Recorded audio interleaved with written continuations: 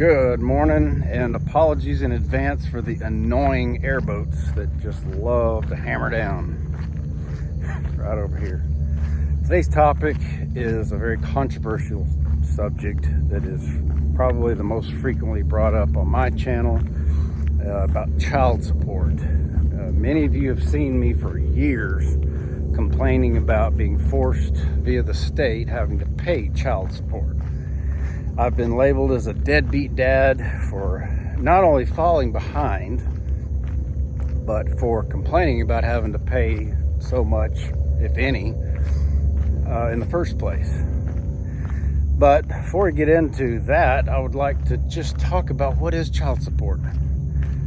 In my opinion, and I would like to think that a lot of people actually agree with me, they might change it up a little bit, but child support is simply all of the cumulative effort between the parents that it takes to raise your cheerins from birth until they can wipe their own butts when they're grown adults and take responsibility for themselves. What normies think of as child support, that's why I put in air quotes, is a currency or money. If you don't pay your child support, you're a deadbeat dad. He's behind on his child support. Why don't you just pay your child support? I guess y'all heard her say that. And she's not unique. I mean, women have been complaining about that for years. Not getting their child support. What they're saying is they're not getting their money. They want their money. Now, the way I see it, again, is child support being all of the effort that it required by both parents to raise a child from birth till they're on their own. And the way I see it is if the roles were reversed. If I were to say that all these single moms out there that have done the best job they can do by raising their kids all by themselves without any help whatsoever from the baby daddy, I won't even go into that, but from the child's father, was just how much it was. All they did was, if I were to say all they did was just pay a bunch of money to various places to buy them food and shelter and clothes, there would be outrage, and I would be labeled as a misogynist, and rightfully so, because there are good mothers who absolutely know better than to even think that. My own mother being one of them. There's a lot more that goes into raising a child than just having the money to pay for them. So, the way I see it, if it would be an outrage to accuse all these single moms, or even married moms for that matter, all you did was give a bunch of money to raise your kid, that would be an outrage. It should be, because that's ridiculous. What I complain about is the amount of money I was forced to pay, regardless of how much time I was allowed to have my own children by the state via the crooked family courts. Now, to get a bigger picture, I'm going to try to make this as brief as I can. I got divorced in 2007. About February 2007, I left for the third or fourth or fifth and final time, and the divorce was filed, and it didn't get finished until about October of 2007. Little did I know, or did anybody for that matter at the time, we were entering what was building up to what would be later and now be known as the GFC, the Great Financial Crisis. I had no idea. Business was good. I was self-employed. I had just started my business about 3 or 4 years earlier. Business was great. That's why my child support was set so high. At the time in the state of Texas, for 4 cheerins, it was $2,625 a month, which I paid. I agreed to it. I signed it. Plus an additional $2,000 a month in alimony. Yes, there is such thing as an alimony in the state of Texas. It's not always mandatory. It's simply a tool that people use. So like in my case, I didn't want to dismantle my business and sell off all the assets and give her half. So I agreed to, I agreed to pay her. I didn't want to, but I had no choice. No real choice. to pay her the alimony. $2,625 a month. That was a lot of money, and for a while I could continue to pay it. Now, it's no big secret, I soon fell behind, because what came after 2007 was 2008, which was the actual GFC, the fallout from the great financial crisis. Up to that point, I was doing really well. I was making the payments. I did fall behind and I'd catch up. I'd fall behind and I'd catch up. This went on for years. At the time that the Parker movie was released in 2013, I had just gotten caught up. That is why when you watch Parker versus the Man, towards the end, I've got a slideshow of all the things kids and I did. There, at the very end of the slideshow, there's a picture of my balance with the Attorney General at the time from Greg Abbott, who's now the governor, who then was the Attorney General, showing a zero balance. I was current on my child support, regardless of what she accused me of in the Parker movie. I also, at that time, when we got divorced, had my children the maximum amount of time allowed by the law at the time, which was first, third, fifth weekends, plus a month during the summer, plus Thursdays. So on my weekends, first, third, and fifth, I'd pick the kids up every single Thursday, take them to school on every single Friday. And on my weekends, I would pick them up, have them all weekend, spend time with them, teach them things, spend money on them, feed them, clothe them, raise them how I wanted my children to be raised. And on Monday morning, I took them to school. I physically, myself, I didn't put them on a bus. I physically drove them in my pickup to school and walked them to class. That's just what I did. I signed up to be a father. I put in the effort. I knew I was in for a very long road. I didn't know it was going to get nearly as bad as it got, but I knew what I'd signed up for, and I knew even then, as a young divorced dad, still really naive and ignorant to how the world really works, I knew it was more than just money that I had to give those kids. I had to give my time. So while I'm doing all this, picking up my children from school every Thursday, having them a month during the summer, walking them to and from class, having them every single Thursday, I'm still forced, at the time, I was forced to pay $2,625 a month. All the while, the GFC, it didn't catch up in West Texas like it did the rest of the country for about a year. Towards the end of 2008, she got remarried in July of 2008. I remarried in August of 2008. Then the oil field started going down, and yes, I fell behind. That's no big secret. I don't try to hide it. But my point is, I had the kids about 45% of the time, 40 to 45% when you add it up, first, third, and fifth, plus the month in the summer and blah, blah, blah. But the difference is I was forced to pay what is labeled child support. And the reason I put it in air quotes is because there's no way it costs that much, especially back then, to raise a child. They wouldn't go hungry if it was lowered to something reasonable. That's what people nowadays lead you to believe. Now, that being said, I'm not saying that a lot of sperm donors aren't complete douchebags and don't even put in effort, much less pay any money. I get that.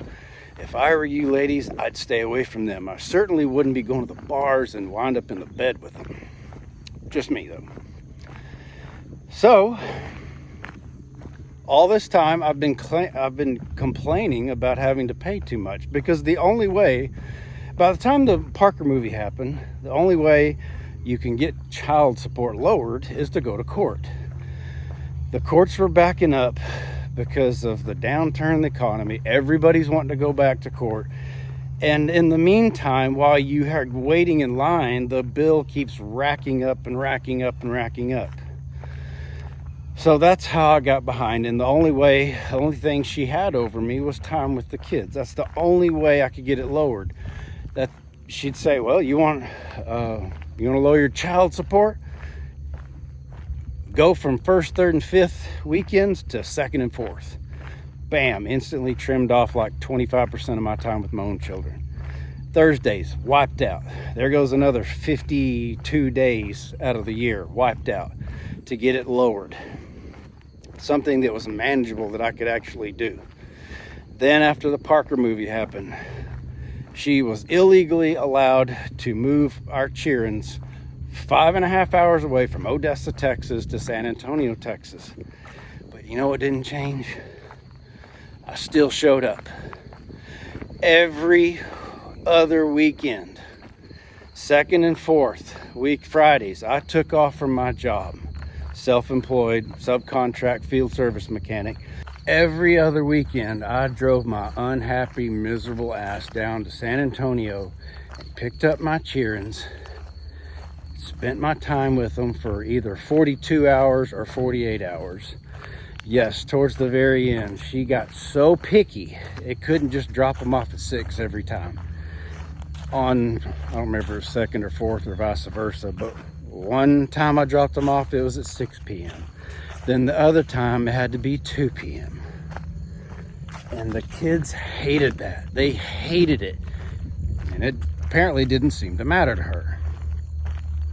But anyway, I went completely broke. I wound up taking a job changing oil for this old man who I'll always be grateful for $7.50 an hour. Mr. Alfredo, if you ever see this, thank you so much for at least taking me on the way you did back then. I had been in business for 4 years. I was 33, 32, something like that years old. I'd already established myself and I was laid to ruins. Not saying there's anything wrong with changing oil, but I was trying to build myself up, not regress. I was trying to progress, not regress. But now what I want to get to is the core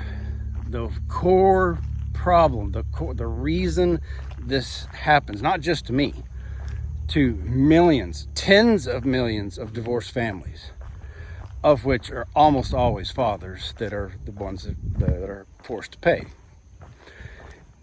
It's called Title IV defunding. And I've talked about this for years and years. And every time I mention it, my viewership goes down. Everyone tunes out because no one cares. My channel views, they stay up because of the old videos, but I don't get a whole lot of watch time on my new stuff because all people want is the drama. They want to see me put my camera in her face and watch her be her. Watch her be who she is. Those days are over. There's no such thing as her doing that anymore. The kids are all grown, doing well, doing fine.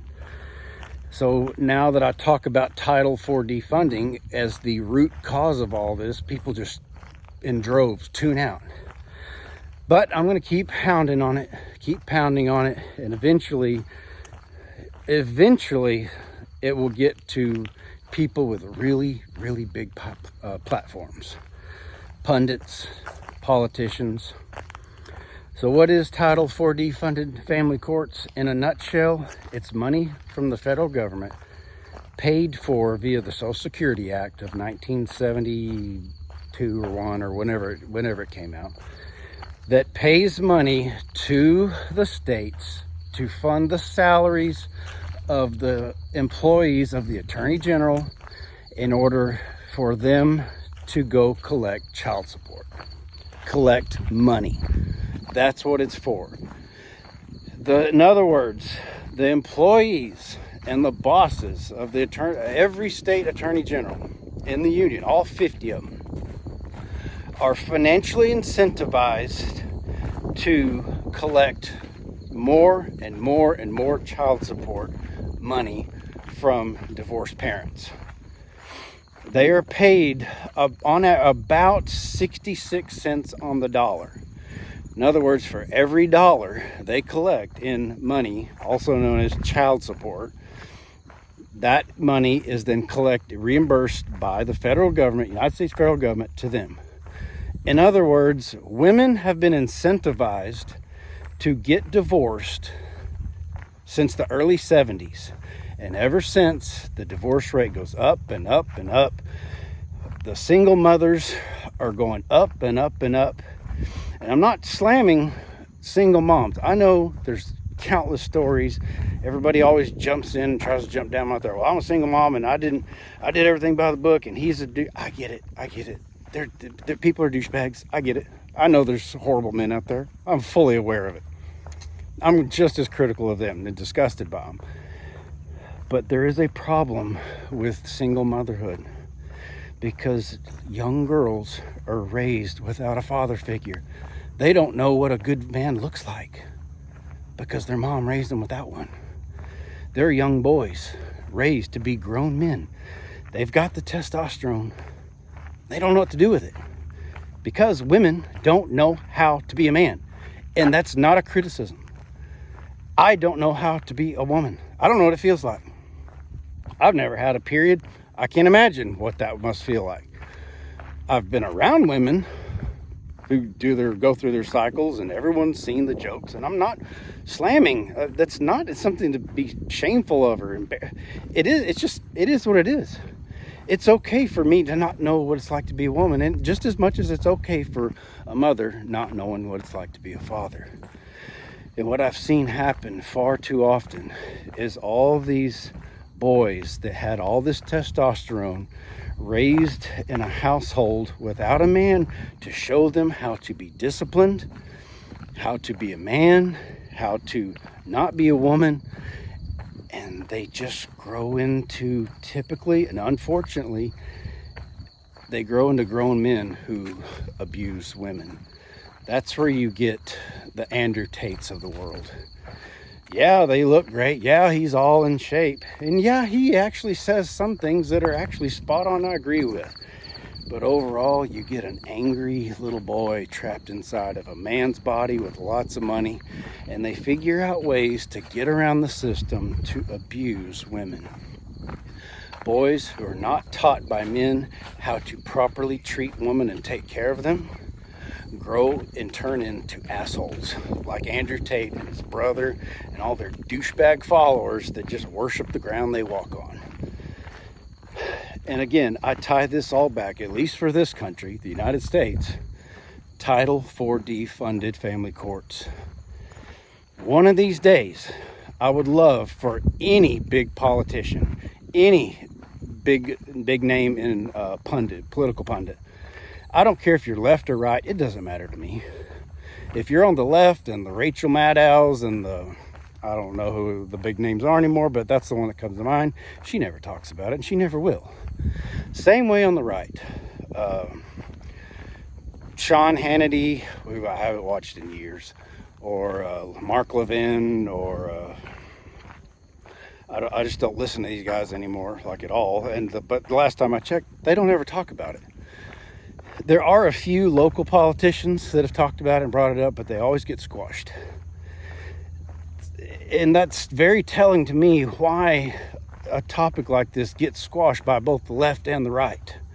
They don't want it to change for a reason. There's money involved.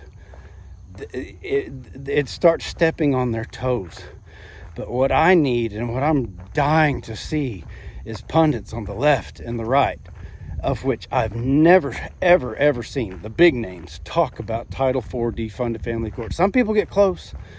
Matt Walsh, sometimes he gets kind of close, but he will never, Matt Walsh, the Daily Wire, will never, ever acknowledge Title IV defunded family courts, ever.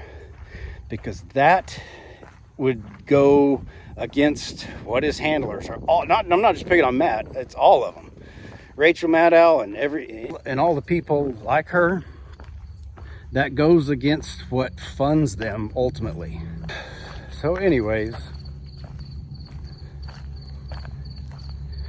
until the financial incentive is taken away, this is going to keep happening. You're going to get not just 3 or 4 generations, but 4 or 5, and eventually 5 or 6 generations of children being raised without fathers. I have a feeling that eventually it will become popular someday. I hope it happens in my lifetime. So if you're a fan of these big guys, and if you know of these big guys, or you talk to them, or you got a way to get in with them to get them to talk about this, like, I'm a gigantic Ron Paul fan. I've never even heard Ron Paul talk about it. Maybe he has, but I mean, this is how big of a Ron Paul guy I am. I would love for some kind of big time politician, or now political pundit, Ron Paul anyway, to talk about, address, in my opinion, that is why we are seeing this screwed up society. That is why everything is so messed up. The distrust of the common man with the politicians, the distrust between men and women, the distrust between the religions, the distrust between the races. There's so much distrust sown, and it's because of the destruction of the nuclear family. When you incentivize families to split up, that's it. It's a failed, this society, we're screwed. The U.S. is screwed. So anyway, that's my chit chat for the day. I've been in the gym for a little over, right at 60 days today, or back in the gym regularly. Lost about 17 pounds. Getting trimmed up. I've got about 10 more to go.